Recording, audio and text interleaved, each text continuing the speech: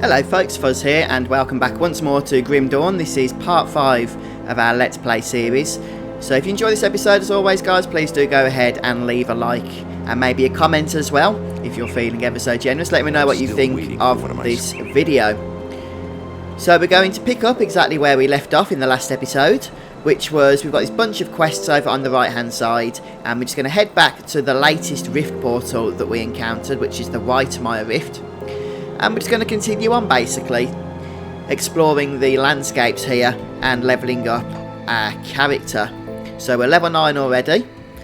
We're playing on the veteran mode as always, which means that we'll be encountering larger groups of enemies, which will hopefully just mean that we'll experience a nicer level curve, especially as we move on to the higher difficulties, the new game pluses, if you like, that this game has to offer. The next being elite mode, which we want to be, I believe, about level 50 to 55. That skill's not ready. To know that we're going to be strong enough to handle those challenges.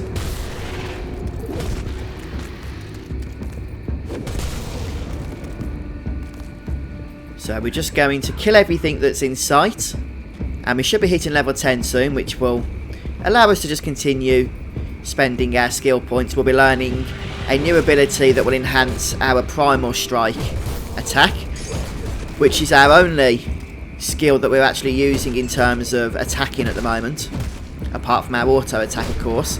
But it's got a nice AoE effect. It can only be used on two-handed weapons, but when it does hit, it generally destroys everything in sight. Well, as in that it hits. And there's our level up.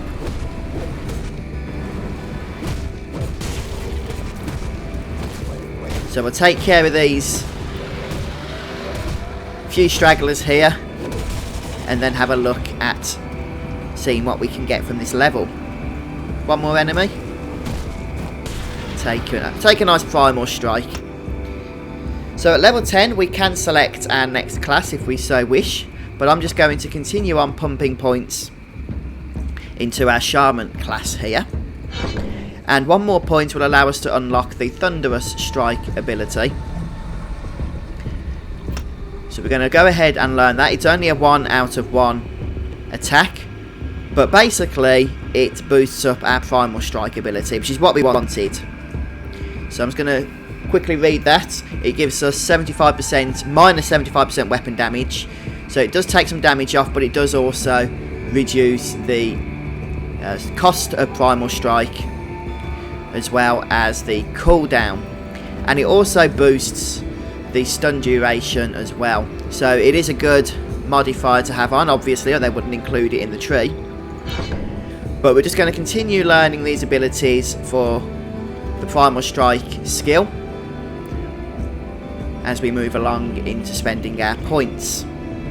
And the other thing we can just go ahead and do is put our new available attribute point into Physique.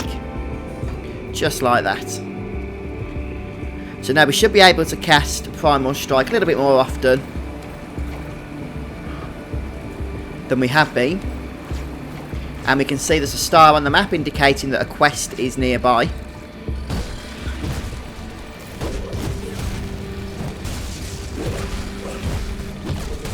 And as you can see, we can now basically spam Primal Strike a little bit more often, with its cooldown and skill cost reduced. That's going to be a big help to us. And it still does plenty of damage, even with its reduced damage modifier of Thunder Strike.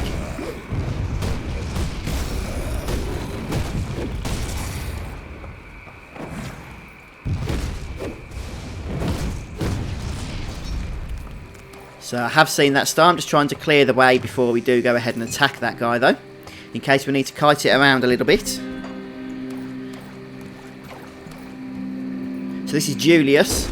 He's part of the quest that we're working on. The Something for Nothing quest, that is.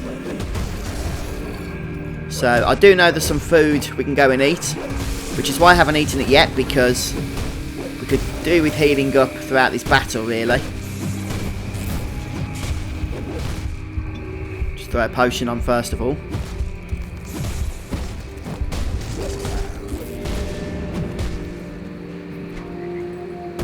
So let's just try and stay at range a little bit to avoid some of this incoming damage here. We've got our two-handed ranged weapon, so we can still use Primal Strike with that.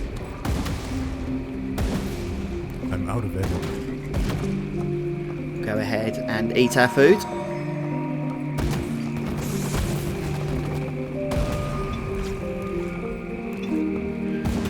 And finish this guy off. One more should do it. There we go.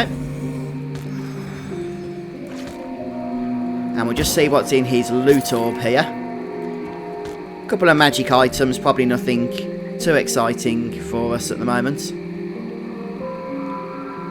So we'll just continue on with our exploration. We just need to kill one more guy, that's Negan, the Withered, and we'll complete the Something for Nothing quest there. So where should we head to next? Well, I can see another star on the map, so we'll begin by making our way towards that. Let's just go down into this fog of war here in case there's anything exciting. Lots of monster spawns for starters. Make sure you loot the scraps, they're useful for all manner of things. Quests, crafting, bridge repairing.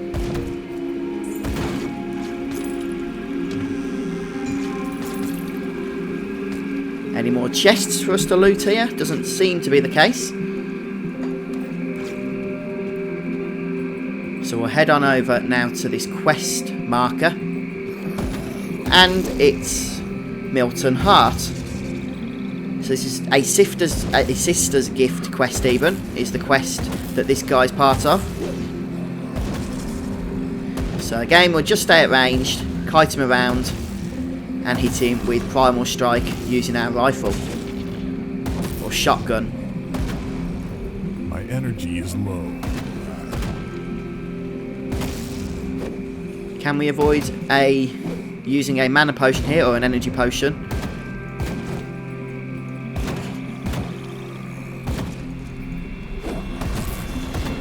Looks like one more hit should do the job. Oh, he's got a heal on him. We'll need to hit him a few times then. There we go. So we get the Heart's Amulet. And Milton's Heart Note, which is a lore item, so we should read that for experience. 250 of the stuff to be precise.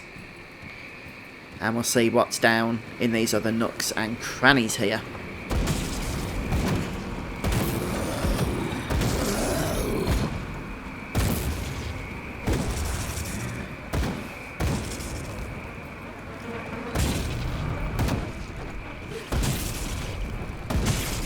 So we're making good progress. We want to be about level 24 to 25 by the time we finish this section of the map.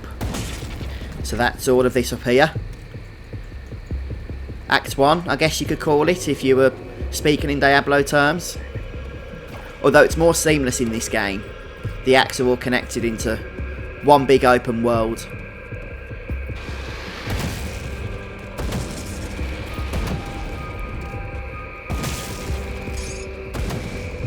So some people have commented and complained that the levelling in Grim Dawn is a little bit slow. And actually I would agree with that. The levelling curve is a little bit on the slow side, in my opinion.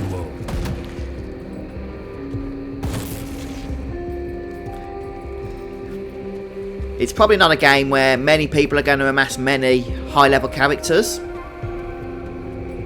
But it's still worth it, even if you only ever play it as one character and max that guy out.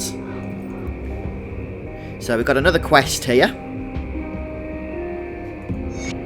We'll see what he wants. Okay, he wants these necklaces. Where are they? These slit necklaces, and I have been looting them anyhow as we've been going. One of the good things about Grim Dawn is you can actually loot quest items even before you've picked up the quest.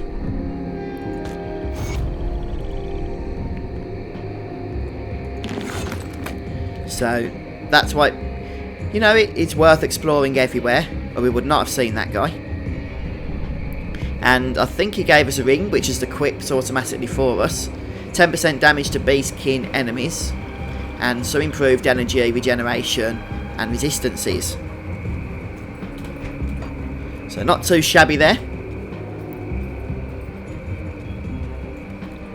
But just look on the map, we can see that we've pretty much explored both sides now of the waypoint here in Whitmire. So we're going to be making our way over into newer areas with even more monsters, of course. A hack and slash would not be a hack and slash without enemies, and lots of them. I saw on Steam as well that Van Helsing had been reduced, which is a similar type of game, and it's got good reviews. Has anyone got any experience with playing that game? And if so, what are your thoughts? There's actually 3 games in the series, I think. And I know it's got quite a big fan base as well. But I've never experienced it myself.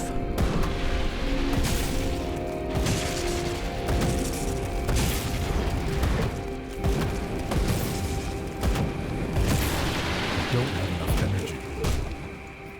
So we are probably going to need to stock up on energy potions in the near future.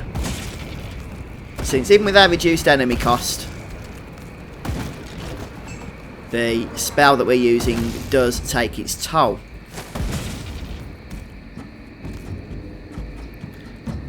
So we're heading to this cave here, see if there's anything exciting. The Cavern.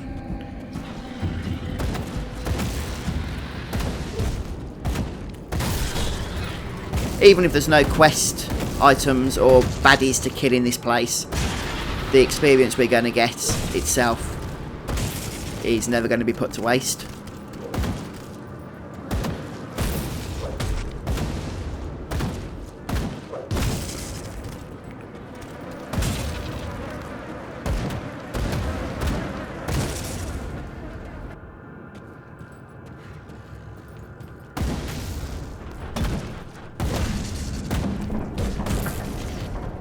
So don't get rid of your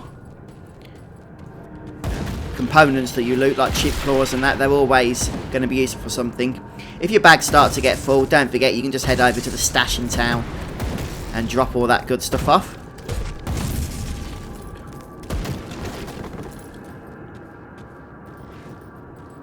So there's usually a strong enemy in dungeons such as this, even if it's not part of a quest or anything. Wow, level 11. Let's go ahead and we need to put some points once again into our shaman tree. We need another 4 points so that we can activate Torrent here. And as always, putting points into the actual shaman attunement doesn't go to waste because it does boost your stats. You know, bit of extra energy and health never hurts anyone. Some nice loot to get. Well, I don't know if it's nice yet, but we'll certainly have a look. Keep an open mind. And nope. Oh, they look pretty good, don't they? 40 health, 6 armour. Yeah, we'll go for those. And the helm here has got to be better than the white rubbish we are using. And any components can be combined? Yes, they can. And let's go ahead and spend our physique points. Alright, doesn't look like there's anything much else to do in this cave. Oh, mind you, we haven't explored it all yet, so there could be maybe a shrine or something. That'd be nice. Yeah, there is. There's a shrine in this cave. So that we'll be able to get a nice devotion point.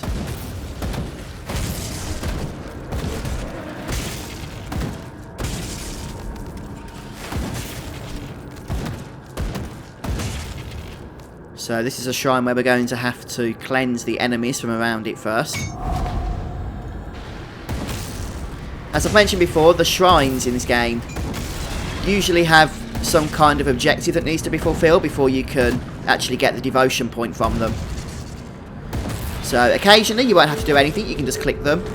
Other times you'll have to clear out around the enemies, such as in this case. In other cases you'll have to feed them certain components. Occasionally they'll even spawn champion type enemies as well. Right. Well, that looks like a nice cloak that we've just looted, so we'll go ahead and equip that. The shield would be good, but we're not going to be using a one-hander, so it's not going to be of any real benefit to us. And let's just have a look at our devotion points. So we've got 2 points available. I want to start by putting points into the Viper here. Yeah, definitely the Viper. Which means we need to go down the Chaos route. So we'll go ahead and put our first point into Crossroads, which automatically gives us 5% health, but it also unlocks these constellations. And that means we can go ahead and start putting points into Viper here.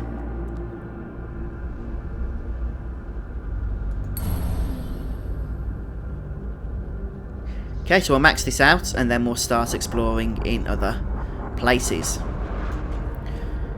So the build I'm using just requires us to fill out that first constellation there, which is what I'm doing. And then I'll explain more as we come to it. But in the meantime, we'll just continue on clearing out this cave here. See if there's any other nice surprises that await us inside.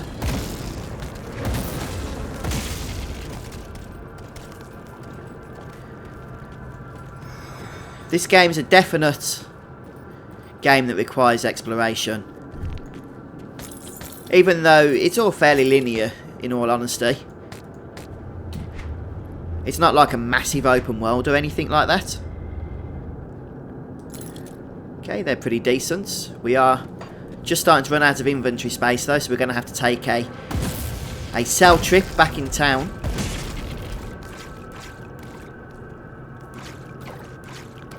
And it looks like we've just about reached the exit of this cave, so we'll go ahead and see where we materialise on the other side.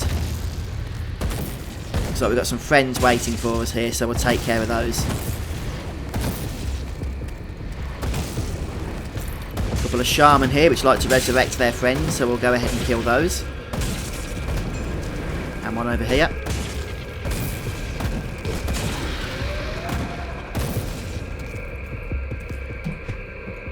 Okay, so we're not too far away from where we entered the cave. We're going to head back to town now and start clearing out some inventory space. We will be able to expand our inventory later on as well, but not just yet. Good price for what I've got left.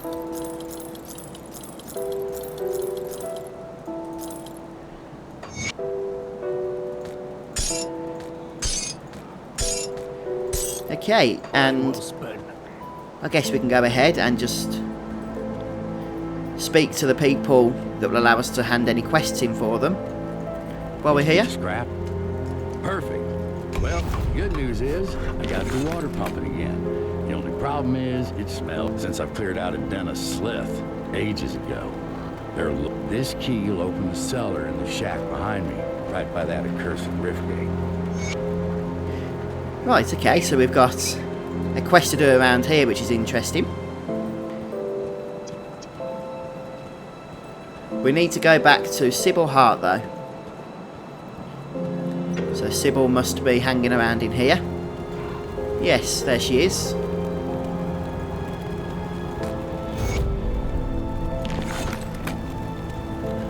But folks, I'm going to finish things off there today. So thanks ever so much for joining me. Don't forget to subscribe to my YouTube channel if you haven't already.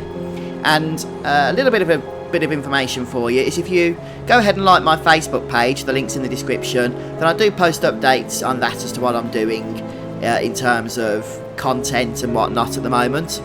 So sometimes people want to know when next episodes and things are coming up, and I usually do put that information there in one way or another.